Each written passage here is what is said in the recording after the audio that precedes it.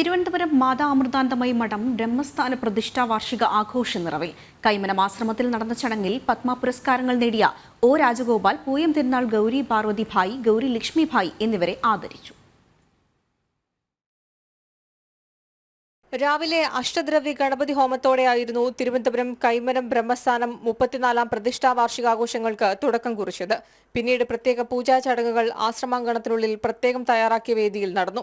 ശേഷം വൈകിട്ട് ആശ്രമത്തിനുള്ളിൽ നടന്ന ചടങ്ങിൽ പത്മഭൂഷൺ, പത്മശ്രീ പുരസ്കാരങ്ങൾ നേടിയ മുൻ കേന്ദ്രമന്ത്രി ഒ രാജഗോപാൽ, അശ്വതി തിരുനാൾ ഗൗരി ലക്ഷ്മി ഭായ് തമ്പുരാട്ടി, ഷെവലിയാർ പുരസ്കാരം നേടിയ പൂയം തിരുനാൾ ഗൗരി പാർവതി ഭായ് തമ്പുരാട്ടി എന്നിവരെ ആദരിച്ചു. ദേശീയ, അന്തർദേശീയ പുരസ്കാര നേട്ടങ്ങളാണ് ഇവരെ ആദരവിന് അർഹരാക്കിയത്.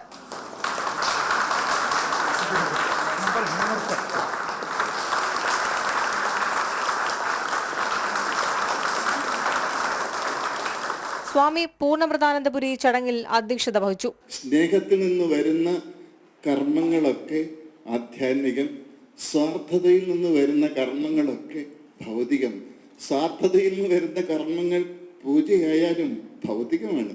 ഒ രാജഗോപാൽ, അശ്വതി തിരുനാൾ ഗൗരി ലക്ഷ്മി ഭായ് തമ്പുരാട്ടി, പൂയം തിരുനാൾ ഗൗരി പാർവതി ഭായ് തമ്പുരാട്ടി എന്നിവർ മറുപടി പ്രഭാഷണം നടത്തി. എനിക്ക് പത്മവിഭൂഷൺ എന്നുള്ള വലിയൊരു അവാർഡ് ഇന്ത്യ ഗവൺമെൻറ് ഈ കൊല്ലം എനിക്ക് തരികയുണ്ടായി.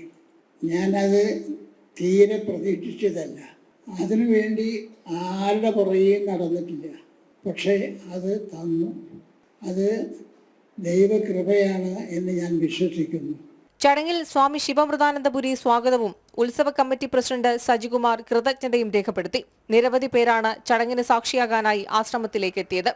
ജനം, തിരുവനന്തപുരം.